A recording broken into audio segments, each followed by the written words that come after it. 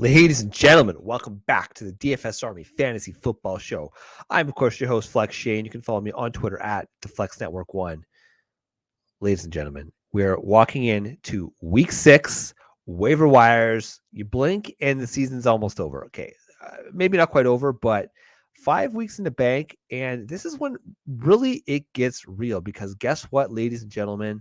The bye weeks are here. The bye weeks are here. So, as you're preparing for your week 6 lineups and for your week 6 waiver wires, be aware the teams on bye this week are the Detroit Lions, the Las Vegas Raiders, the Tennessee Titans, and the Houston Texans. Now, I will say, I'm recording this the evening of Monday, October 10th, right before the Monday night kickoff game between the Raiders and the Chiefs. So I have no idea what's going to happen in that game.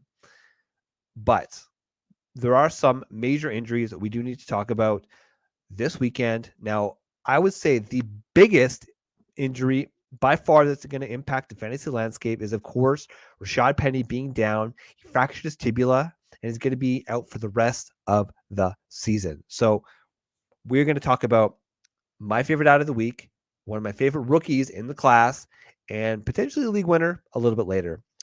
James Conner, he got knocked out. He's going to be day-to-day with the ribs.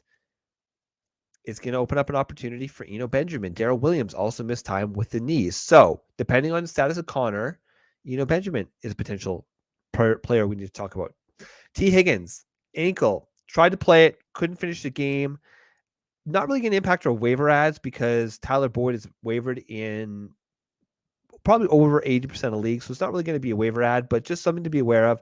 And then again, for those of you who are continuing to struggle at the 10 end position, Dalton Schultz, who he was the 5th or 6th tight end drafted in leagues this year in the summer.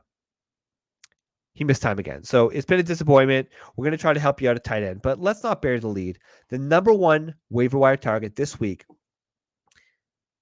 the running back, Kenneth Walker of the Seattle Seahawks. Now, I love Kenneth Walker. He is rostered in 58% of leagues. So typically, we like to say anybody around the 50 and higher mark, we don't like to mention, but that means in 42% of leagues, Kenneth Walker is still available. You need to go out. I have 50% of my fab budget on this. Personally, I would probably be willing to spend 75 to 80%. Ken Walker is a special type player. We saw it just this weekend. He had a 69-yard touchdown run, and he looked electric doing it. Now, let's talk a little bit about Kenneth Walker, the player, okay? Because frankly, we haven't really seen a lot of them so far this season because Rashad Penny, for his part, was playing very, very well. And of course, Pete Carroll is old and curmudgeonly, and he's going to trust the veteran players. But Kenneth Walker was drafted at pick 209 by the Seattle Seahawks this year in the 2022 NFL draft. He's 5'9", 211 pounds. Now, his college dominator rating, which again, for a running back would account for a team's rush yards and rushing touchdowns, was 50.2% college dominator rating, which means he literally accounted for half of Michigan State's production on the ground last year. That is a 99th percentile college dominator rating. Okay. Let's just look at some of the box scores here. He played 12 games last season, 2021, for 263 rush attempts. He had 1,636 yards for 18 touchdowns. He had 19 total because he caught one through the air, and he only had 13 receptions on 20 targets for 89 yards. Now, the 5% target share is a worry, and that was really his biggest question mark coming into the season, as whether or not Ken Walker could take the next step at the passing game. But let me just tell you some things here, okay? When you look at some of the advanced stats on this player, last year, he had yards after contact, 1,168. You know, Breece Hall, pretty damn electric. Yeah, he had 713. 1168 for Kenneth Walker. That is amazing. Kenneth Walker, missed tackles forced, 89 last year. That by far led any of the eligible running backs this year. Again, by comparison, Breece Hall, stud of studs, he had 74 missed tackles forced. Now, is Kenneth Walker explosive? The answer is yes, he is, okay? He had 30, count it, 30 carries of 15 or more yards. When you look at his player comparables, which is basically his athleticism tied in with his college production, his best comparable player on playerprofiler.com, again, our data service of choice, LaDainian Tomlinson. Second best, Rashad Penny, Tevin Coleman, Ray Rice, and then D'Angelo Williams. It's a pretty stout group of class that he is with. Now, is Ken Walker, does he profile with some of the advanced metrics that we like to say? Yes, he is, because one of the most predictive stats, obviously college production is a big part of it, but it's his speed score. He had a 4.38 40-yard dash. Again, he's 5'9", 211 pounds. That is a 99th percentile 40-yard dash. And when you equate that for his size and speed, his speed score is 114.7, which is a 90th percentile player. This man is a monster. Seattle, they love to run the ball. We saw it. We've seen it. Look, Geno Smith, for his credit, is doing very, very well. Tyler Lockett, again, in week 5, broke out. But we know the identity of the Seattle Seahawks is they want to be a running team. And Kenneth Walker is going to be able to help take this team to the next level because he really is a complete back. And I hope that he has the ability to stay healthy, because so far this season, it's been crazy how many running backs have been injured. So needless to say, if you guys didn't notice, I love Kenneth Walker. You need to go out and need to acquire this player if he's still available in your leagues. I have 50% in my guidance, but again, the reason you watch this video is because you know you maybe want to spend 75 to 80% on this player. Okay, let's move on. Now, a guy we talked about last week, he's still rostered in only 54% of leagues, which means, rostered in 46% of leagues. He's available in 54% of leagues. That's Rashad White, running back, the Tampa Bay Buccaneers. Again, I'm going to recommend about 4 to 5% of your fab budget on him. Now, he did keep pace. Last week, we saw 38% snap share. This week, we saw 39. Last week, he made all of his production pretty much in the receptions. He went 5 for 5. This week, he caught 4 receptions. He didn't get a touchdown this week. And Leonard Fournette, we talked about it all the time. He's a dog, okay? I would really like to see this snap share move up to around 45%. I don't know if that's going to happen, but right around 40%, that's a healthy number. Rashad White is a great stash, and he's a player that you can, I wouldn't say be comfortable starting at a pinch, but if Leonard Fournette's still healthy, Rashad White, it's bye weeks. Sometimes you got to be desperate in some of these deeper leagues. Go out, get yourself Rashad White. Okay, Edo Benjamin. We talked about James Conner was injured, and Darrell Williams has a knee, and he also left the game. So Arizona plays Seattle next week, which we know is going to be a high-scoring game because for the most part this season, Seattle has been very productive. Arizona, maybe not so much, but we know they know how to put up points. Even though the James Conner injury does appear minor, it was a rib injury. He dealt with ribs last year in the 2021 playoffs. So I don't know. Players have different pain tolerances. So you can probably get a shot, but keep in mind that the Cards, yes, they are kind of tanking right now, but they still probably have playoff ambitions. So Edo Benjamin, he's going to be a great stash. He's only rostered in 16% of leagues. I recommend upwards of 4% of your fab budget. Okay, moving on. Dion Jackson of the Indianapolis Colts. He's only rostered in 5% of leagues. Now, if you happen to pick up Dion Jackson and you had the guts to start him last week, well, congratulations. You had a very productive week because Jonathan Taylor, as we know, was out. And then Nyheim Hines, pretty much on the first play or his first touch of the game, was knocked out with a concussion. And it didn't look good. So we don't know JT's status as of now. Again, recording this Monday night, but it sounded like he was close to playing if it wasn't a Thursday night game last week. So we can assume that JT is going to be back for next week. But that's not to say that Dion Jackson isn't at least worth stashing, because when he was playing, he did look electric. Of course, he was a 2021 UDFA. He's 5'11", 218 pounds. He has a 4.47 40-yard dash and a 90th percentile speed score. He's explosive, and we saw that on the field on Thursday night. So I'm going to say Dion Jackson is a player, and listen, the majority of the players we've been talking about all season on this waiver wire show has been running backs, and that's because it's the most likely position to get injured. Go get Dion Jackson, load your bench up with some of these speculative style running backs, and that's how you're going to win your league. If you don't have the cash to go out and get Kenneth Walker, or if Kenneth Walker is already rostered in one of your leagues, go see if DJ Dallas is there. He's only rostered in 1% of leagues, and I'd recommend a couple bucks on this guy. We saw that Dallas is second in the offense, and Travis Homer still has at least a few more weeks where he's likely going to be on IR. Now, he was placed on IR after week 3, which means he probably is going to be only available as early as week 8, which means at the very least, if Pete Carroll is going to continue to run a committee back offense, then DJ Dallas will have some viability on a weekly basis. Okay. Jalen Warren of the Pittsburgh Steelers. Oh, I know.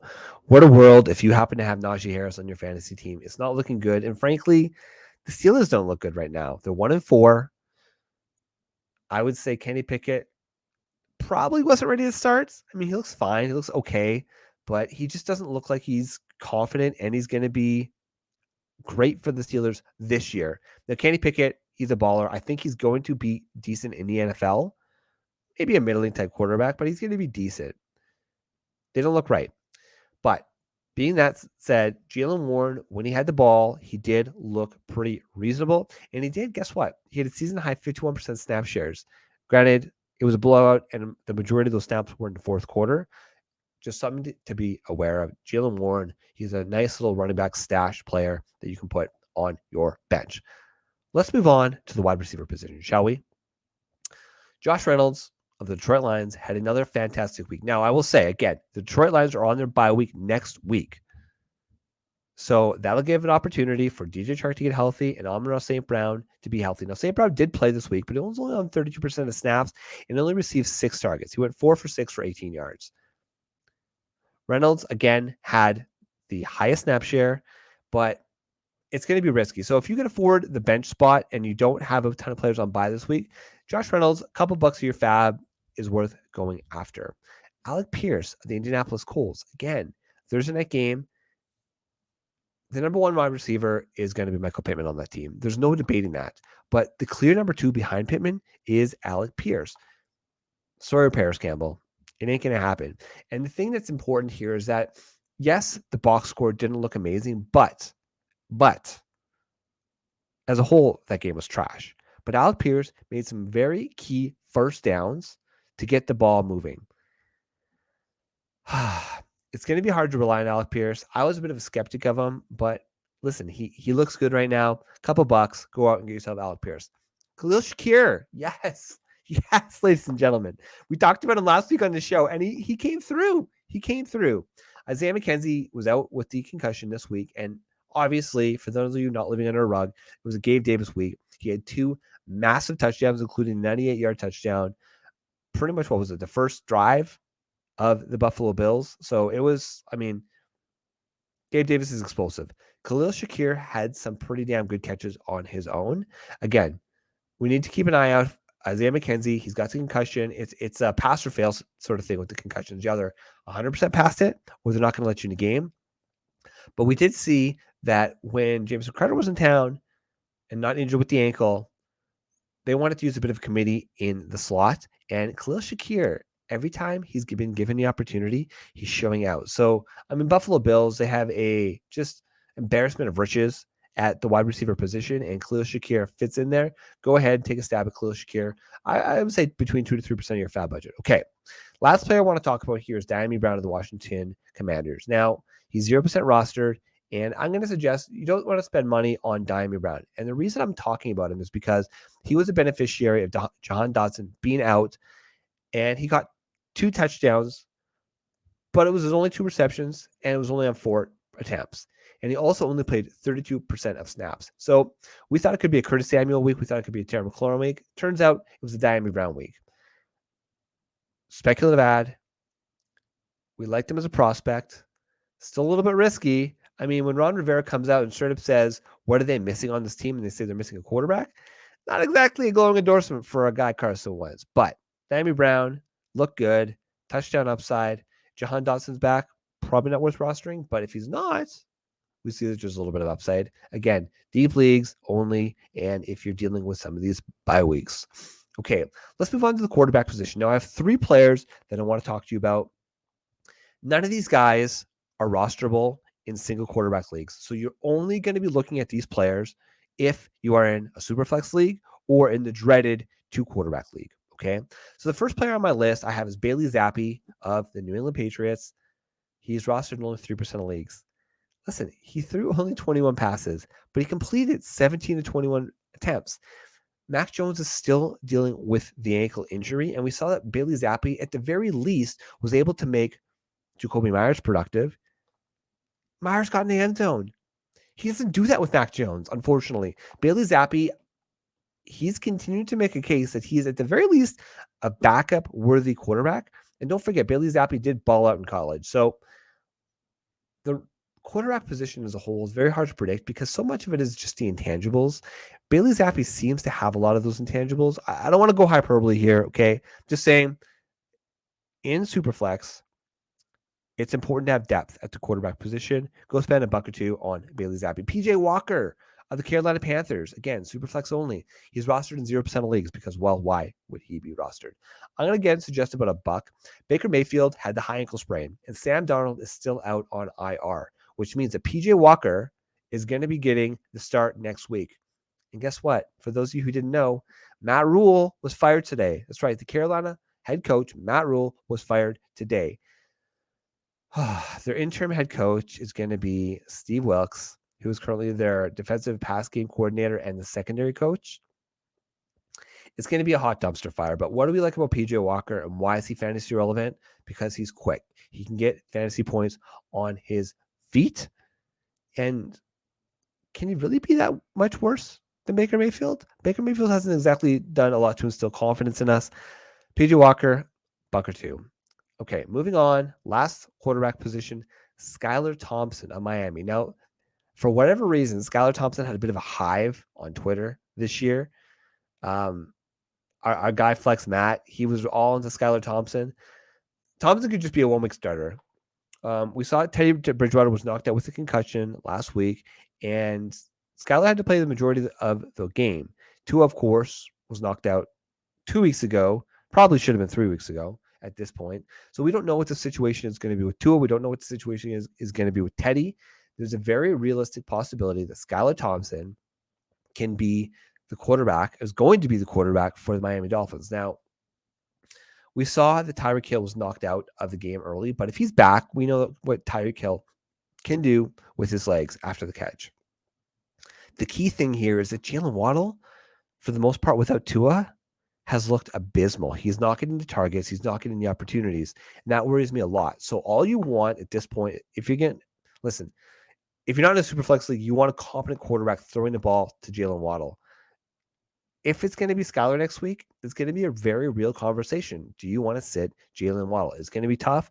I don't know the answer yet, but yeah, it's going to be rough. It's going to be rough. So Skylar Thompson, again, only if you're desperate. I'm going to suggest a $0 bid. Not maybe $1 if you're desperate quarterback. I don't see you being desperate though. Okay, moving on. The tight end position.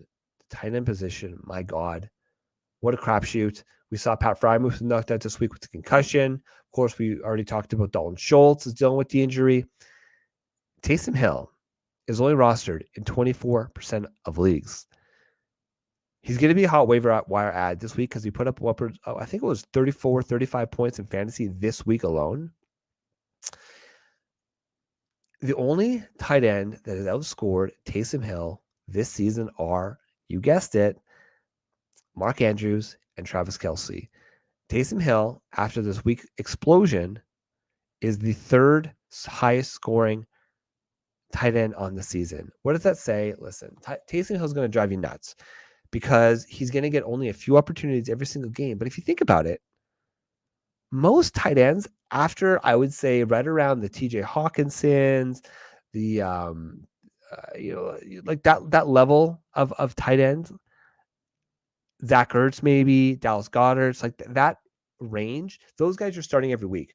But anything below that, Taysom Hill, listen, Ty Conklin, the guy I've been preaching about for the last 3 weeks, the last 2 weeks with Zach Wilson has done nothing.